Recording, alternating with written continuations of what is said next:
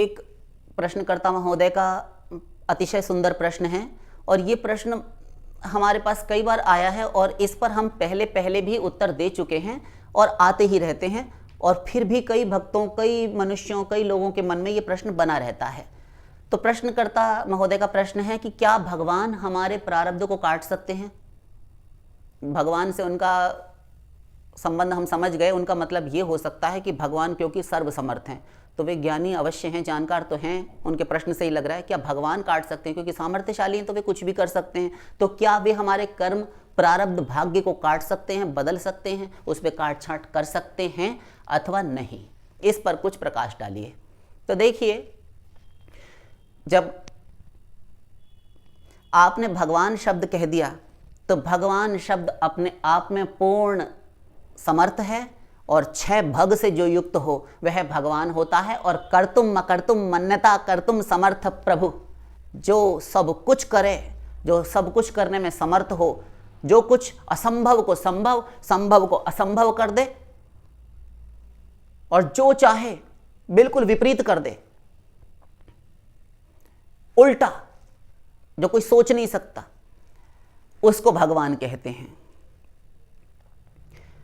तो उत्तर तो सीधा सीधा है कि भगवान क्या नहीं कर सकते? सब कुछ कर सकते हैं, क्योंकि उनके पास ऐसी शक्तियां हैं, सब कुछ कर सकते हैं। किंतु भगवान और महापुरुष ये दोनों सर्वसमर्थ हैं, ये शब्द ध्यान रखिए। पहले भगवान और भगवान के भक्त वैष्णव ये सर्वसमर्थ, भगवत प्राप्त वैष्णव बोल रहे हैं हम, साधक नहीं बोल रहे।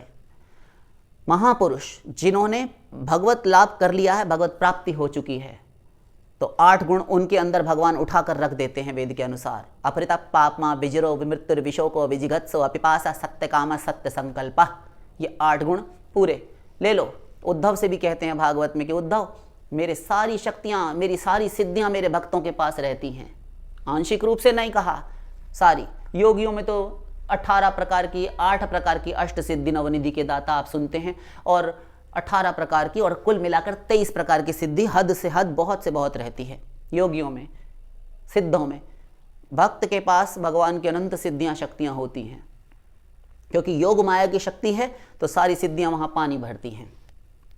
तो भगवान सब कुछ कर सकते हैं, महापुरुष सर्वसमर्थ हैं, दोनों सब कुछ कर सकते हैं। किंतु किंतु किंतु वे नहीं करते।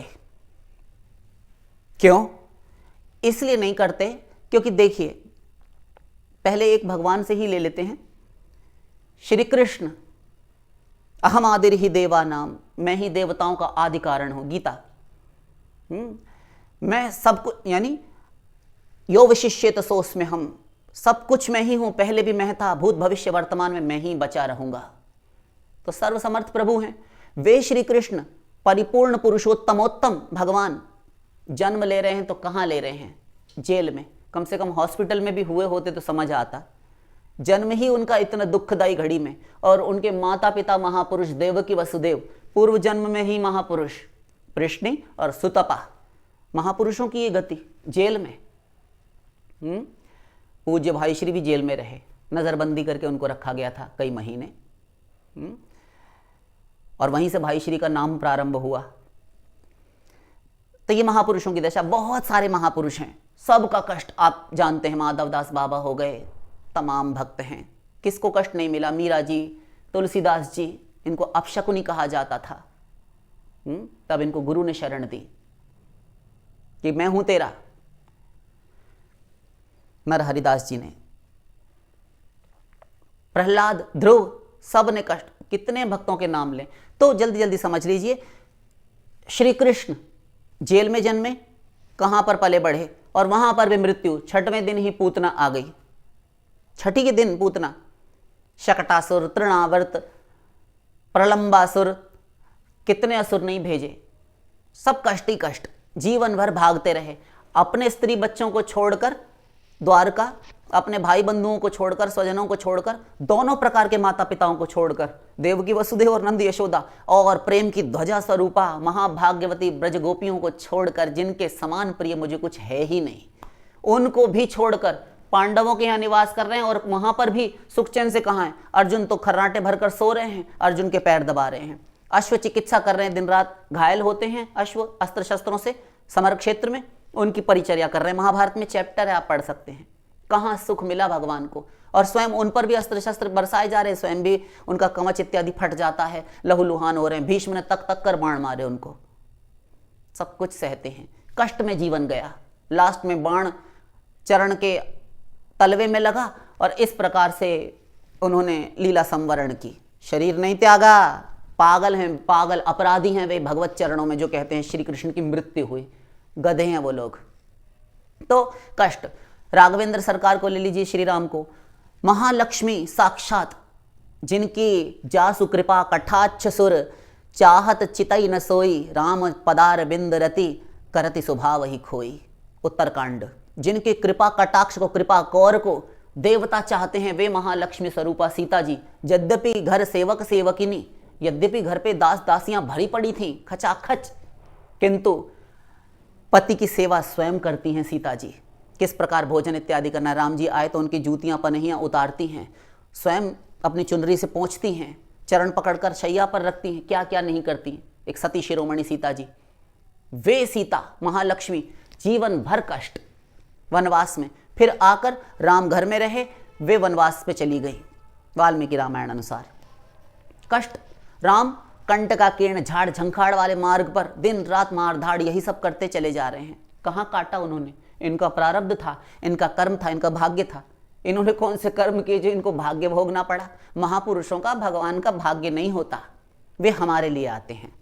एक बात तो ये हुई, भाग्य हम जैसे जीवों का होता है, ठीक। अब हुआ, अब संसार के प्राणियों, जीव कोटि के लोगों में आ जाइए तो संसार में देखिए, दशरथ जी हुए, अपने पिता को नहीं बचाया, वरना लोग फिर कह देते महापुरुष भी काट सकते हैं, भगवान भी काट सकते हैं प्रारब्ध। पहले तो आप अपने इस प्रश्न का उत्तर ले लीजिए, काट सकते हैं, सर्वसमर्थ हैं, सब कुछ कर सकते हैं, किंतु नहीं करते। ना महापुरुष काटते हैं ना भगवान काटते हैं, दोनों भोगते हैं, दोनों भोगते हैं प्रारब्ध को। कई बार ऐसा होता है जो अकारण करुण होते हैं महापुरुष, वे दूसरे जीवों का भोग कर खत्म कर देते हैं, कारण विशेष होते हैं वो, क्योंकि उसमें कृपा परवश होकर वे ऐसा करते हैं। ऐसी कई कथाएं हैं, वो अभी विस्तार हो जाएगा विषय का, इसलिए अभी नहीं कहेंगे। तो इसलिए महापुरुष कई बार भोगते हैं दूसरों का, किंतु यदि अपना भी है तो वे भोग कर समाप्त करते हैं। क्यों भोगते हैं, ये प्रश्न यदि उठे तो उसका उत्तर ये है कि देखिए, भगवान और महापुरुषों के पास एक स्वरूप शक्ति होती है, भक्ति की शक्ति होती है, आत्मबल उनका इस उच्च श्रेणी का होता है कि उनको फीलिंग तो होती नहीं, कष्ट दुख तो होता नहीं, उसकी अनुभूति होती नहीं, तो वे भोग कर काट देते हैं, समाप्त कर देते हैं, उनको कुछ नहीं होता। ज्ञानी भोगे ज्ञान से, मूर्ख भोगते रोए। तो ज्ञानी तो ज्ञान पूर्वक भोग कर की समाप्त करे। यहां एक बात और बताते चले, कई विषय इसमें समावेश हो रहा है।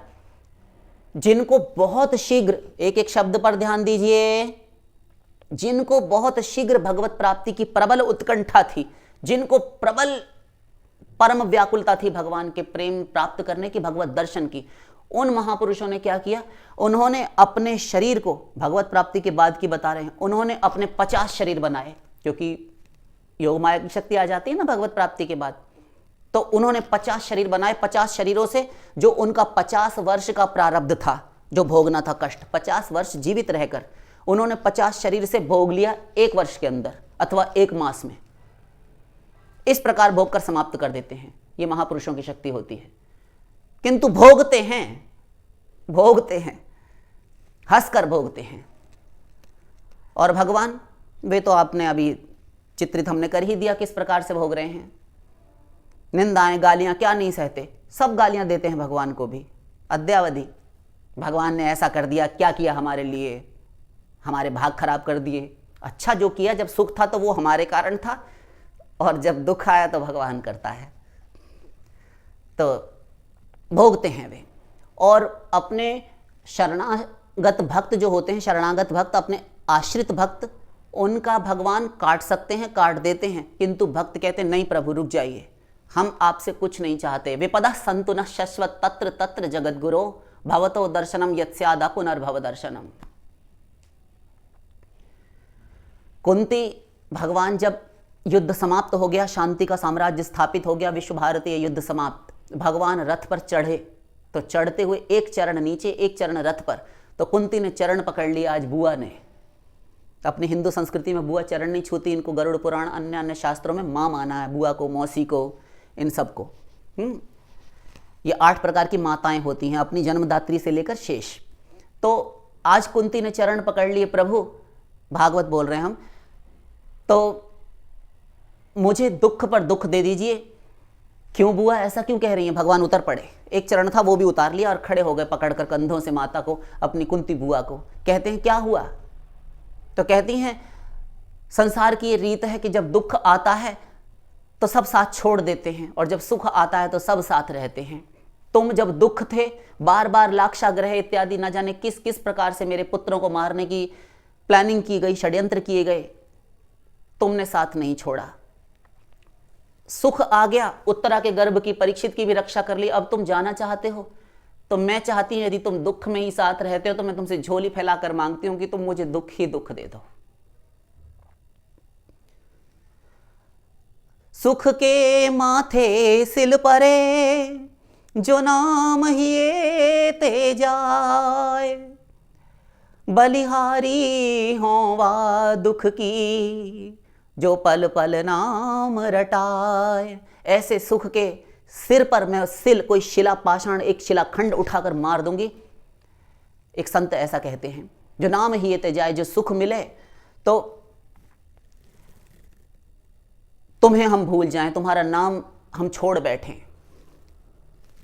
और बलिहारी हो वा दुख की जो पल पल नाम रटाए, और हम उस दुख के बलिहार जाते हैं जो पल पल तुम्हारा नाम हम जपते रहें, दुख में तुम्हें भूले ना और सुख में उछले ना। तो भक्त लोग भगवान से कहते हैं प्रभु हमारा प्रारब्ध मत काटिए, हमें भोगने दीजिए। भगवान का हृदय मुंह को आ जाता है कि नहीं, ये तो मेरा भक्ति का नियम है कि जब मैं दर्शन देता हूं, मेरी प्राप्ति किसी को कराता हूं, तो मैं सब फाइल जला डालता हूं, सारे दस्तावेज, डॉक्यूमेंट्स, सारा बही खाता। ये तुम क्या कर रहे हो? तुम मेरे हो, चलो। नहीं, सूरदास जी कहते हैं अभी मुझे और 1.25 लाख पद लिखने हैं। नहीं, भगवान को इतनी जल्दी थी ले जाने की, अब भगवान को नहीं रहा जाता गोलोक में बैठा भक्त के बिना। वे लेने के लिए आते हैं, कहते हैं तुम्हारे पद मैं खुद लिख कर लाया हूं। लो, सूरदास जी ने वे पद नहीं लिखे थे, श्री कृष्ण लिख कर लाए थे गोलोक से। ऐसी भक्तवश्यता भगवान की। तो भगवान के भक्त काट सकते हैं, भगवान काट सकते हैं, दोनों ही नहीं काटते, दोनों ही भोगते हैं। क्यों? एक कारण यह है कि यदि काटेंगे ना तो उसमें, जैसे कि महाराज दशरथ, राम राम कही राम कही, राम राम कही राम, तो वह दशरथ जी पुत्र वियोग में, राम के वियोग में शरीर छोड़ दिया। चौथे दिन नहीं बचाया, क्योंकि हम जो है ना, हम अत्यंत दुष्ट हैं। हम टॉन्ट करने में, कमेंट करने में, छींटाकशी, तानाकशी करने में देर नहीं लगाते। हम, ये मानव समाज का नियम है, आपके लिए हो, हमारे लिए हो, सबके लिए बोलते हैं। अपने पिताजी को तो बचा लिया और हमारे पिताजी मर गए, हमारी माता मर गई, हमारा पुत्र मर गया तो नहीं बचाया। हमारी भक्ति पूजा सेवा का क्या सिला दिया, क्या फल दिया? अभिमन्यु को नहीं बचाया। अभिमन्यु लड़ता हुआ महारथियों के द्वारा अकेला एक निहत्था बालक मारा गया।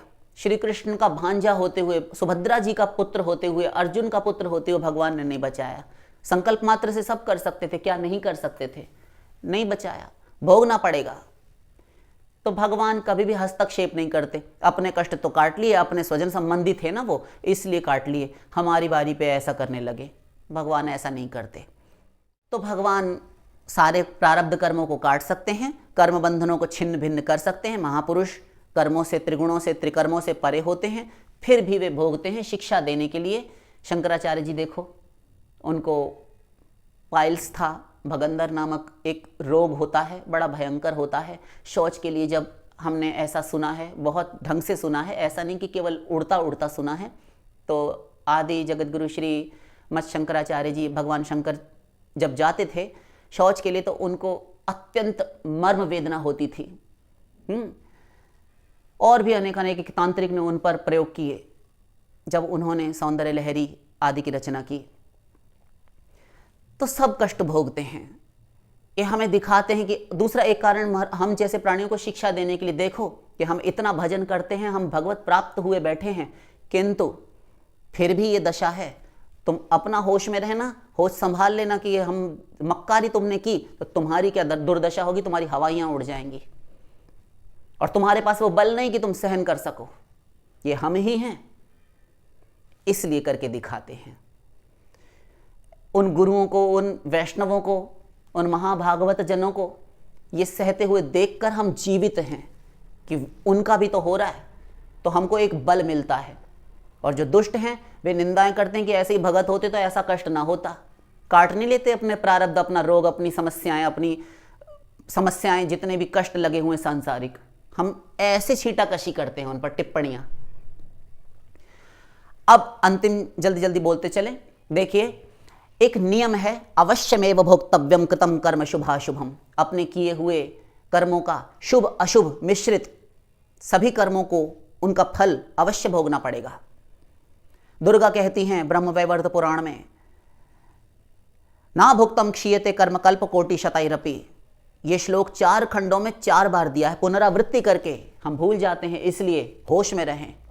अवश्यमेव भोक्तव्यम, ना भुक्तम क्षीयते कर्म कल्प कोटि शतैरपि। 100 करोड़ कल्पों में भी एक कल्प कितना बड़ा होता है? 4 अरब 29 करोड़ 67 लाख 80 हजार वर्ष का एक कल्प, और संध्यांश जोड़ दें तो 4 अरब 32 करोड़ वर्ष सीधा सीधा। ऐसे करोड़ों कल्पों में बिना भोगे भी कर्म का अत्यंताभाव नहीं हो सकता, भोगना पड़ेगा, चाहे कभी भी भोगो। 2 4 10 20 50 जन्म क्या होता है? हमने ऐसा क्या किया था, किसी का रुआं दुखाया था, हमने किसको क्या कष्ट दिया, किसका क्या बिगाड़ा था जो हमको ऐसा मिले? हमने तो किसी का कुछ बुरा नहीं किया, कभी बुरा नहीं सोचा।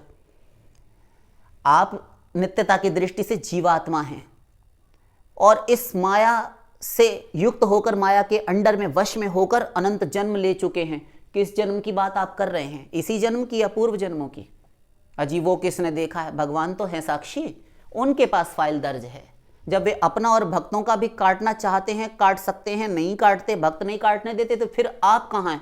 आपकी तो माफ कर दो, क्यों माफ कर दो? ऐसे ही क्यों माफ कर दो? नहीं होता माफ। जब कर्म किया था तब सोचना था कि इसका भविष्य में ये फल होगा। जो बीज आज हम हंस कर बो रहे हैं, रो रो कर उसके कांटे हमें काटने पड़ेंगे, छिदेंगे तो हमें चलना पड़ेगा। जैसी करनी वैसी भरनी, इसलिए सावधान होकर रहना चाहिए। भोगे बिना कर्म फल का अत्यंताभाव, कर्म फल का उसकी समाप्ति नहीं होती। यस्त्विंद्र गोप मथवेंद्र महो स्वकर्म बद्धानुरूप फल भाजन मातनोति कर्माणि निर्दहति किंतु च भक्ति भाजाम गोविंदमादि पुरुषम तमहम भजामि। ब्रह्म संहिता गोविंद स्तोत्र 27वां श्लोक। ये श्लोक अंतिम बोल रहे हैं हम। ये श्लोक कहता है कि जो एक वीर बधूटी, एक जंगलों में खेतों में एक कीट होता है, कीड़ा, वीर बहुटी बोलते हैं उसको, तो वो वीर बहुटी के कीड़े से लेकर साक्षात उसको इंद्रगोप बोलते हैं। इंद्रगोप नाम सुंदर है, वीर बहुटी नाम सुंदर है, किंतु वो गंदा कीड़ा होता है। तो उस कीट से लेकर स्वर्ग सम्राट इंद्र तक को उसके कर्म का फल भोगवाते हैं। भोगना पड़ेगा तुझे। किंतु जो अपने भक्तों पर इतने दयार्द्र, इतने द्रवीभूत चित्त हैं कि अपने भक्तों को कर्म फल नहीं देते, उनके कर्म फलों को भक्षण कर जाते हैं भगवान, उनकी सारी फाइल जलाकर दग्ध कर देते हैं, निशेष रूप से अशेष रूप से जला डालते हैं। ब्रह्मा कहते हैं उन आदि पुरुष गोविंद का मैं भजन करता हूं, उनकी शरण ग्रहण करता हूं। तो आशा करते हैं आप समझ गए होंगे। और अप्रारब्धमिदं पापम कूटम बीजम फलोन्मुखम क्रमेणैव प्रलीयेत विष्णु भक्तिरत आत्मनाम। पद्म पुराण। जो प्रारब्ध है, अप्रारब्ध है, कूट है, बीज है, संचित और क्रियमाण है, ये भक्तों का कुछ भी नहीं बचता। भगवान छोड़ते ही नहीं, सब समाप्त कर डालते हैं। भक्तों को नहीं भोगना पड़ता, नहीं भोगवाते। बाकी ब्रह्मा तक को कर्मफल का भोग करना पड़ेगा। ये अकाट्य नियम है, ये सिद्धांत है कि ब्रह्मा तक को, इंद्र तक को भोगना पड़ेगा। कोई नहीं बच सकता, कोई नहीं। शेष फिर